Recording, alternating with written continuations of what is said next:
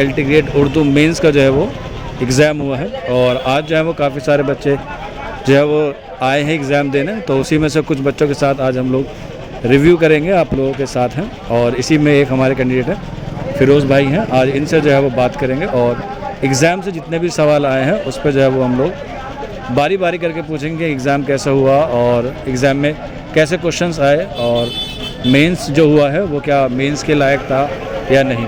तो शुरू करते हैं फिर और पूछते हैं अपने फिरोज़ भाई से कि आज का सवाल था। तो सबसे पहले मैं पूछूंगा कि अपना नाम बताएं और फिर कहाँ से आए हैं और फिर सारी तफसील से जो है वो हम लोग बात करेंगे।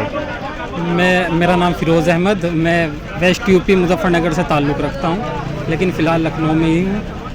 बिहार में इस टाइम पोस्टिंग है मेरी पीजीटी पे। बाकी के पेपर आज का बहुत अच्छा था, अच्छे लेवल का पेपर था, लिखना बहुत ज़्यादा था। जो टाइम इतना नहीं था जितना बड़ा पेपर दे दिया था, अगर कुछ और वक्त मिला होता तो पेपर और अच्छा होता। तो पेपर जो है वो कितने ग्रुप में आया, कितने सेक्शन में आया था? 2 सेक्शन में आया है, एक लॉन्ग और एक शॉर्ट। तो जैसा पैटर्न बताया गया था उसी पैटर्न पे सवाल आए, शॉर्ट और लॉन्ग? हाँ, लगभग उसी पैटर्न पे है, सारा सिलेबस के अंदर ही है। मतलब वही 10 शॉर्ट क्वेश्चन थे और 10 लॉन्ग थे? 10 शॉर्ट और 10 लॉन्ग, वही पूरा सिलेबस वही। तो ये हुई शॉर्ट और लॉन्ग क्वेश्चन की बात। अगर हम बात करें इसमें पैराग्राफ के हवाले से कोई सवाल था देखने को मिला? नहीं, पैराग्राफ के हवाले से कोई सवाल नहीं था उसमें। जैसे कह रहे थे कि मेंस में जो है वो पैराग्राफ के सवाल आने वाले हैं, ऐसा कुछ सवाल थे? नहीं, ऐसा कोई सवाल नहीं था। पैराग्राफ से रिलेटेड सीधे सीधे डायरेक्ट क्वेश्चन बने थे। ओके। और इसमें जो निसाब दिया गया था यूपीएलटी ग्रेड का, वो भी जो है वो उसी हिसाब से सवाल थे? कोई आउट ऑफ सिलेबस सवाल? नहीं, आउट ऑफ सिलेबस तो कोई नहीं था, सारा सिलेबस के अंदर ही था, सिलेबस के बाद। तो कोई ऐसे सवाल जो आप बताना चाहें, क्योंकि पेपर तो मिला नहीं है बाहर, तो उसके हवाले से जो 20 सवाल आए उसमें से कुछ 1-2 क्वेश्चन जो आपको याद हो, जो लगे कि हाँ अच्छा है, क्योंकि यूपी जीआईसी का मेंस भी आने वाला है तो उसमें उसको जो है फ़ायदा मिलेगा। जहाँ तक मैं सवाल याद है तो जदीदियत पे ज़्यादा पूछे गए, जैसा कि नासिर काज़मी पे पूछा गया है या नून मीम राशिद पे नहीं, उन पे मीरा जी पे पूछा गया है। और गालिब पे तो गालिब पे भी एक क्वेश्चन था, उनका शेर था और उसकी तशरीह करते हुए बताना था। बाकी के इकबाल पर और मीर तकी मीर पर भी सवाल था। और तो शायरी में सिर्फ नस्र देखी, उर्दू अदब में नस्र देखा गया या शायरी ज़्यादा देखी गई आज के पेपर में? नस्र में तो बागो बहार पे एक क्वेश्चन था, बाकी के तो कोई क्वेश्चन मुझे नस्र में या सहाफ़त पे एक क्वेश्चन था। और तारीख पे कोई क्वेश्चन उर्दू अदब से? तारीख की पैदाइश के हवाले? हाँ, उर्दू की पैदाइश के हवाले से एक क्वेश्चन था, महमूद शिरानी का नज़रिया पूछा गया था जिसमें। बहुत बहुत शुक्रिया फिरोज़ जी, हम दुआ करेंगे आपका सिलेक्शन हो जाए। एक और कैंडिडेट है हमारे साथ जो इस बात अपना रिव्यू पेश करेंगे। आप अपना नाम बताइए और कहाँ से आए हो, ज़रा वो बता देंगे। सर, मेरा नाम रफ़ीउद्दीन है, मैं बलरामपुर ज़िले से आया हूँ। और आज का जो पेपर था लिखने वाला तहरीरी, बहुत बेहतर हुआ मेरा अल्हम्दुलिल्लाह। मैं होल सिलेबस को पढ़ करके आया था, प्रैक्टिस करके आया था, टेस्ट सीरीज़ भी लगाया था।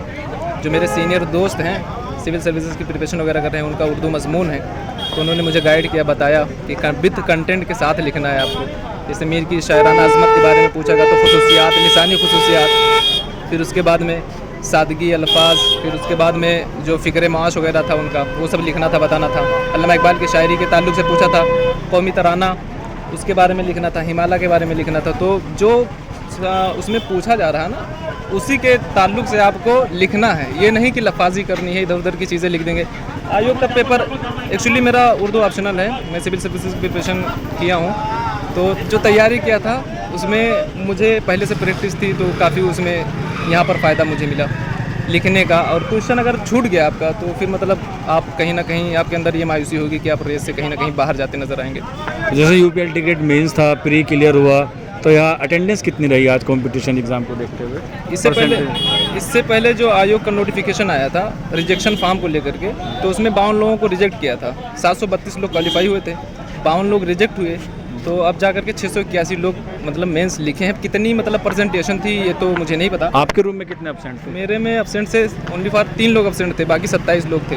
तो कह सकते हैं कि 80 या 90% उर्दू में आज प्रेजेंट देखने को? 85 मैं कहूँगा, 85 और 90% लगभग मतलब प्रेजेंटेशन रही। मतलब मेंस छोड़ते नहीं हैं, लोग लिखते हैं और काफ़ी डिसाइडेड होता है मेंस। तो जो सिलेबस आया था उसी से आपने बताया कि सवाल आए, तो इसमें इसनाफ पे कुछ पे जोर दिया गया, दास्तान पे, नावल पे या ड्रामे पे या शायरी पे, किसी एक टॉपिक पे?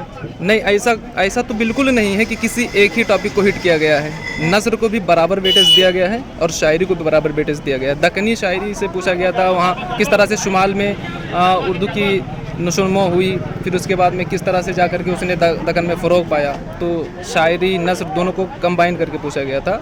ऐसा नहीं है कि किसी एक पहलू को टच कर दिया गया, इसको छोड़ दिया गया, ऐसा बिल्कुल नहीं है। बराबर जैसे सिलेबस बहुत वाइड था, तो अभी यूपी जीआईसी भी मेंस लिखना है, तो आने वाले बच्चों को क्या आप वो देंगे, मतलब 2-3 बातें जो बताना चाहिए? मैं सभी बच्चों से यही कहूँगा कि कंपटीशन का पहला जो फार्मूला है वो ये है कि स्ट्रेस आपके ऊपर हावी ना हो। सबसे पहली प्रेफरेंस, आप पहली प्राथमिकता इसी को दो कि आप हावी ना होने दें। जैसे आज मेंस लिखे हैं, कल मऊ में सेंटर है उर्दू का, हम लोगों को भी निकलना है 3 बजे। अब 3 बजे निकलेंगे, कई दोस्त हैं तो उनके साथ जाएंगे, तो अगर ये सोच लें कि यहाँ थक गए हैं, रास्ते में थक जाएंगे, तो मेंस फिर मतलब जीआईसी में कैसे अपने आप को प्रेजेंट करेंगे, तो वहीं हार गए आप, मतलब रेस से बाहर हो गए। हारना नहीं है। एक बात, जैसे अभी बहुत सारे कैंडिडेट निकल के आ रहे हैं कि टाइम मैनेजमेंट थोड़ा सा इशू रहा, टाइम और ज़्यादा मिलना चाहिए था, क्या ये इस पे क्या राय है? टाइम मैनेजमेंट पे ये है कि 3 घंटा आयोग दे रहा है, उसमें टू द पॉइंट आपको लिखना है। अगर आप नसरी अंदाज में लिखेंगे तो 5 घंटा भी दे दिया जाएगा, तब भी कम पड़ जाएगा आपके लिए। तो इसीलिए सेलेक्टिव अल्फाज और सेलेक्टिव पेज आपको दिया जा रहा है, तो उससे पहले आपके लिए लाजमी है कि प्रैक्टिस करके आएँ। अगर आप प्रैक्टिस नहीं करेंगे तो जाहिर सी बात है क्वेश्चन छूटना तय है। तो मेरा आखिरी सवाल ये है कि 20 क्वेश्चन थे, 20 क्वेश्चन में ऐसा कोई क्वेश्चन जो आपको सबसे ज़्यादा पसंद आया हो कि हाँ भाई ये क्वेश्चन तो बहुत ईजी है, मैं इसे आराम से कर दूँगा? 20 में तो लगभग, जहाँ तक मेरी तैयारी का मसला है, सारे क्वेश्चन मुझे ऐसा लगा कि हाँ मैं तैयारी करके आया हूँ और मेरे लिए ठीक लगा। ऐसा कुछ नहीं लगा कि मेरा कुछ छूट रहा है या लॉन्ग वाला छूट रहा है, जिस हिसाब से मैंने तैयारी की। बाकी अल्लामा इकबाल के बारे में लॉन्ग वाला था, फिर उर्दू शायरी का मतलब उनकी 3 नज़म आई थी, हिमालय, तराना हिंद और कौमी बच्चों का गीत। तो उसमें मुख्तसरन बयान करना था कि कौन कौन सी चीज़ें हैं, क्या है, किसके मौजू क्या है, इस पर लिखना था। बाकी उनके जो मतलब जैसे है कि अल्लामा इकबाल की शायरी का शबाब गज़लों से ज़्यादा नज़मों में डूबा हुआ है, तो ये कुछ स्टेटमेंट वगैरह आपको लिख करके बताना था कि हाँ इस तरीके से अकबर हाली माजी के, अकबर हाल के, इकबाल मुस्तकबिल के, इसमें से एक पॉइंट निकाल करके लिख दें लास्ट में कंक्लूजन में कि हाँ ये कहा गया है, तो थोड़ा सा ऑथेंटिक हो जाता है जवाब। मतलब ये है कि जितने भी क्वेश्चन थे वो बिल्कुल आपके पढ़े हुए आए थे, अगर बच्चे ने मेहनत की होगी तो उनके भी होंगे। आपको कोई एक आधा क्वेश्चन छूटा? नहीं, मेरा क्वेश्चन तो बिल्कुल नहीं छूटा है। मैं शुरू ही किया था लॉन्ग वाले से, जैसे 12 नंबर का जो सवाल है ना, तो मैं वहीं से स्टार्ट किया था। शॉर्ट वाला पहले नहीं किया, पहले लॉन्ग वाला शुरू किया। जब उसको कर ले गया 2.5 पेज में, बहुत सारे सवाल मेरे 3 पेज में हो गए हैं। मैं प्रैक्टिस किया था तो 3 पेज में हो गए हैं, और सिर्फ 2 सवाल लॉन्ग वाला था जिसको मैं 2.5 पेज में लिखा। उसके बाद शॉर्ट वाला जो था वो उसको मैंने 1.25 पेज 1 पेज में जो टू द पॉइंट था उसको बता दिया, क्योंकि टाइम की कमी पड़ रही थी। अब अगर टाइम नहीं मैनेज करोगे सवाल छूट गया तो फिर मतलब वो मेंटली स्ट्रेस रहा है।